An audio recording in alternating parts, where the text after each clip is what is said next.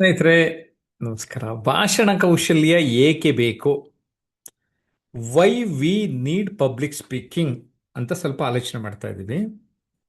ನಿಮಗೂ ಏನನ್ಸುತ್ತೆ ನೀವು ಕಾಮೆಂಟ್ ಮಾಡಿ.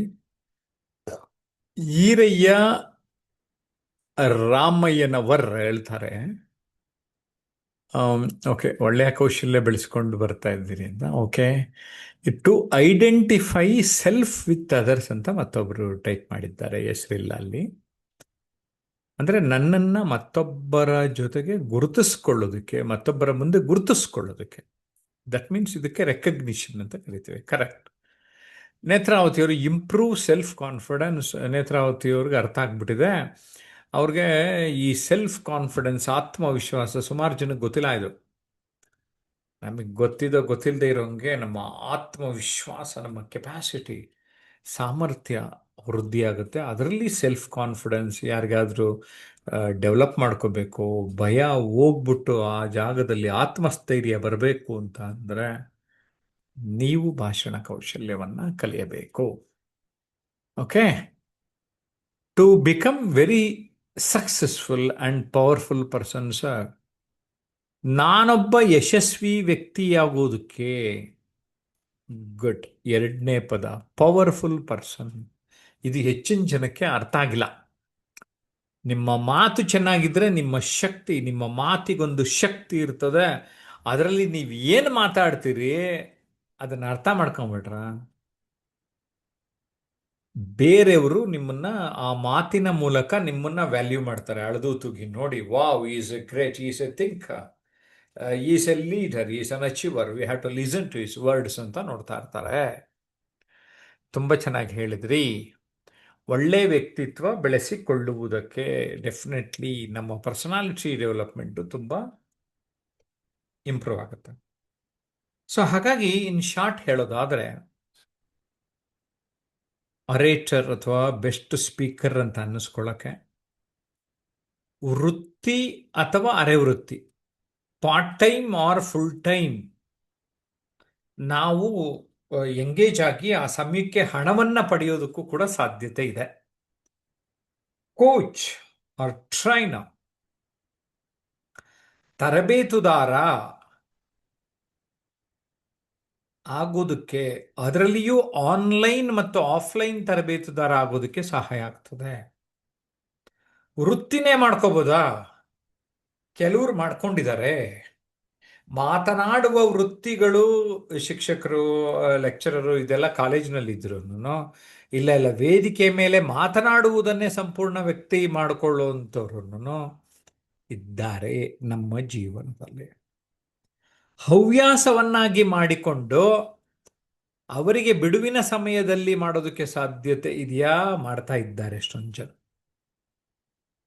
ಇನ್ನು ಪ್ರೆಸೆಂಟೇಷನ್ ಸ್ಕಿಲ್ಸ್ ಇಂಪ್ರೂವ್ ಮಾಡ್ಕೊಳ್ಳೋದಕ್ಕೆ, ಪ್ರೆಸೆಂಟೇಷನ್ ಸ್ಕಿಲ್ಸ್ ಅಂದಾಗ ಎಸ್ಪೆಷಲಿ ಈ ಕಾರ್ಪೊರೇಟ್ ಸೆಕ್ಟರಲ್ಲಿ ಅಥವಾ ಬಿಸ್ನೆಸ್ಸಲ್ಲಿ ಏನಾಗ್ತದೆ, ಒಂದು ವಿಷಯವನ್ನು ತೆಗೆದುಕೊಂಡು ಅದನ್ನು ಸ್ಲೈಡ್ಸ್ ಮೂಲಕ ಪವರ್ ಪಾಯಿಂಟ್ ಪ್ರೆಸೆಂಟೇಷನ್ ಮಾಡ್ತಾ one after the other planned information ಸಾಧ್ಯತೆ ಇದೆ.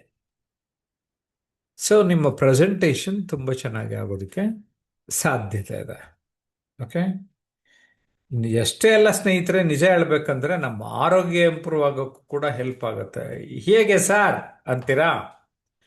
ಭಯ ನಿವಾರಣೆ ಆದಾಗ ನಮ್ಮಲ್ಲಿ ಆಟೋಮೆಟಿಕಲಿ ಆತ್ಮವಿಶ್ವಾಸ ಬರ್ತದೆ, ಧೈರ್ಯ ಜಾಸ್ತಿ ಆಗ್ತದೆ. ಅನೇಕ ಸಮಸ್ಯೆಗಳನ್ನು ಸಮಸ್ಯೆ ಅಂತ ಅಂದ್ಕೊಳ್ಳದೆ ಅದನ್ನು ಸೊಲ್ಯೂಷನ್ ಕಡೆಗೆ ನಾವು ಫೋಕಸ್ ಮಾಡೋದಕ್ಕೆ ಸಾಧ್ಯ ಆಗ್ತದೆ.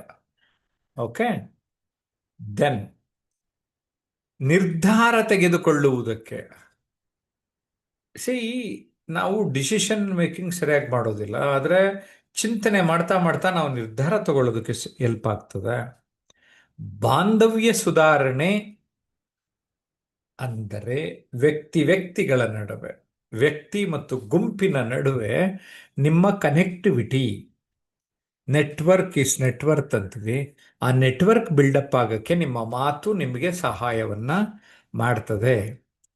ಕಡಿಮೆ ಕೌಟುಂಬಿಕ ಕಲಹಗಳು, ಪ್ರಾಪರ್ ಅಂಡರ್ಸ್ಟ್ಯಾಂಡಿಂಗ್ ಇದ್ರೆ ಜಗಳ ಬರೋಲ್ಲ. ಜೊತೆಗೆ ಮೌನದ ಮಹತ್ವ ನಮ್ಗೆ ಅರ್ಥ ಆಗ್ತದೆ. The power of silence. ಮಾರಾಟ ತಂತ್ರ ವೃದ್ಧಿ ಆಗ್ತದೆ. ಮಾರ್ಕೆಟಿಂಗ್ ಸ್ಕಿಲ್, ಸೇಲ್ಸು ಎಲ್ಲ ಇಂಪ್ರೂವ್ ಆಗುತ್ತೆ. ಒಟ್ಟಾರೆ ಬಿಸ್ನೆಸ್, ನಾವೇನು ವ್ಯವಹಾರ ಮಾಡ್ತೀವಿ ಆ ವ್ಯವಹಾರ ಕೌಶಲ್ಯದಲ್ಲಿ ಚುರುಕು ಉಂಟಾಗ್ತದೆ ಅನ್ನೋದನ್ನ ನಾವು ಅರ್ಥ ಮಾಡ್ಕೋಬೇಕು. ಇನ್ನು ಒತ್ತಡ ನಿರ್ವಹಣೆ. ಸ್ಟ್ರೆಸ್, ಒತ್ತಡ ಒತ್ತಡ ಒತ್ತಡ ಅಂತ ಇರ್ತೀವಿ, ಆ ಜಾಗದಲ್ಲಿ ಜೀವನೋತ್ಸಾಹವನ್ನು ನೀವು ಇಟ್ಕೊಳ್ಳೋಕೆ ಸಾಧ್ಯ ಆಗ್ತದೆ.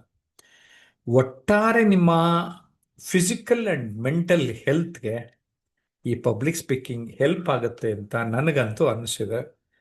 ಜೊತೆಗೆ ಹಣದ ಒಂದು ನಿಮಗೆ ಬರುವ ಲಕ್ಷ್ಮಿಯ ಪಾತ್ರ ಕೂಡ ಜಾಸ್ತಿ ಆಗ್ತದೆ. ಲಕ್ಷ್ಮೀರ್ ವಸತಿ ಜಿಹ್ವಾಗ್ರೆ ಅಂತ ಬೇರೆ ಸಂಸ್ಕೃತ ಸುಭಾಷಿತ ಇದೆ. ಯಾರ ನಾಲಿಗೆ ಚೆನ್ನಾಗಿ ನುಲಿಯುತ್ತೋ, ಯಾರ ನಾಲಿಗೆ ಸರಿಯಾಗಿ ಮಾತನಾಡುತ್ತೋ, ಲಕ್ಷ್ಮೀ ಮತ್ತು ಸರಸ್ವತಿ ವಾಸಿಸುವ ಏಕೈಕ ಸ್ಥಾನ ಈ ನಾಲಿಗೆ ಅಂತ ಹೇಳ್ತಾರೆ. ಇನ್ನು ಲೈಫಲ್ಲಿ ನಂಗೆ ಹಂಗಾಗೋಯ್ತು ಸರ್, ದಿನ ಅಲ್ಲಿ ಅಯ್ಯೋ ಅಲ್ವಾರು ಸರ್, ಇಲ್ಲಿ ಇನ್ನೇನೋ ಆಗ್ತಾ ಇದೆ ಸರ್, ಅಲ್ಲೊಂದೇನೋ ಆಕ್ಸಿಡೆಂಟ್ ಆಗೋಯ್ತು, ಬರೀ ಗೊಣಗಾಟ. ಗೊಣಗಾಟದ ನಡುವೆ ಪಾಸಿಟಿವ್ ಆಗಿ ಏನಾಗ್ತಾ ಇದೆ ನಾವು ಬಿಟ್ಟು ಬಿಡ್ತೀವಿ. ಅಂದರೆ ನೆಗೆಟಿವ್ ಕಡೆಗೆ ಫೋಕಸ್ ಮಾಡ್ತೀವಿ, ಪಾಸಿಟಿವ್ ಆಗಿ ನಾವು ನೋಡೋದಿಲ್ಲ. ನೆಗೆಟಿವ್ ಟು ಪಾಸಿಟಿವ್ ನೋಡೋದಕ್ಕೆ ನಮಗೆ ಸಹಾಯ ಆಗ್ತದೆ. ಒಟ್ಟಾರೆ ಸುಖ, ಶಾಂತಿ, ನೆಮ್ಮದಿ, ತೃಪ್ತಿ ಇವೆಲ್ಲ ಮಾತಾಡ್ತಾ ಮಾತಾಡ್ತಾ ನಮ್ಮ ಥಾಟ್ ಪ್ರಾಸೆಸ್ ಕ್ಲಾರಿಟಿ ಬರ್ತಾ ಬರ್ತಾ ಸಾಧ್ಯ ಆಗುತ್ತೆ. ಹೇಗೆ ಸರ್? ಸಿ, ಥಾಟ್ಸ್ ಕ್ಲಾರಿಟಿ ಇದ್ರೆ ಇಲ್ಲಿ ವರ್ಡ್ಸ್ ಕ್ವಾಲಿಟಿ ಬರೋದು, ಕರೆಕ್ಟಾ? ಥಾಟ್ಸ್, ಚಿಂತನೆಗಳು, ಇಲ್ಲಿ words. You have to speak with heart and mind, the mouth is in between ಅಂತ ಬೇರೆ ಹೇಳ್ತಾ ಇರ್ತೀನಿ. ಹೃದಯ ಮತ್ತು ಮೆದುಳಿನ ಮಧ್ಯ ಸರಿಯಾಗಿ ಬಾಯಿದೆ. ಸಾಮಾನ್ಯವಾಗಿ ಇಲ್ಲಿಂದ ಇಲ್ಲಿಗೆ 14 ಇಂಚಸ್ ಇರುತ್ತಂತೆ. ಇವೆರಡರ ಮಧ್ಯ ಇದೆ. ಜಾಸ್ತಿ ಜನ ಬರೀ ತಲೆ ಇಲ್ಲಿ ಉಪಯೋಗಿಸ್ಬಿಟ್ಟು ಮಾತಾಡ್ತೀರಿ, ಹೃದಯನ ಬೆಳೆಸಲ್ಲ, ಭಾವನೆಗಳನ್ನು ಬೆಳೆಸಲ್ಲ. ಯಾರು ತಮ್ಮ ಬುದ್ಧಿಶಕ್ತಿ ಮತ್ತು ಭಾವನೆಗಳನ್ನು ಎರಡನ್ನೂ ಸೇರಿಸಿ ಮಾತನಾಡುತ್ತಾರೋ ಅದು ಪವರ್ಫುಲ್ ಸ್ಪೀಚ್ ಆಗ್ತದೆ. So why you need public speaking ಅನ್ನೋದಕ್ಕೆ ನನಗೆ ಗೊತ್ತಾದ ವಿಚಾರಗಳನ್ನು ಇಲ್ಲಿ ತಿಳಿಸಿದ್ದೇನೆ. ನಿಮಗೆ ನಾನು ಇನ್ನೇನಾದರೂ ಬಿಟ್ಟಿದ್ದೀನಿ ಅಂತ ಅನಿಸಿದ್ರೆ ದಯಮಾಡಿ ಕಾಮೆಂಟ್ ಮಾಡಿ.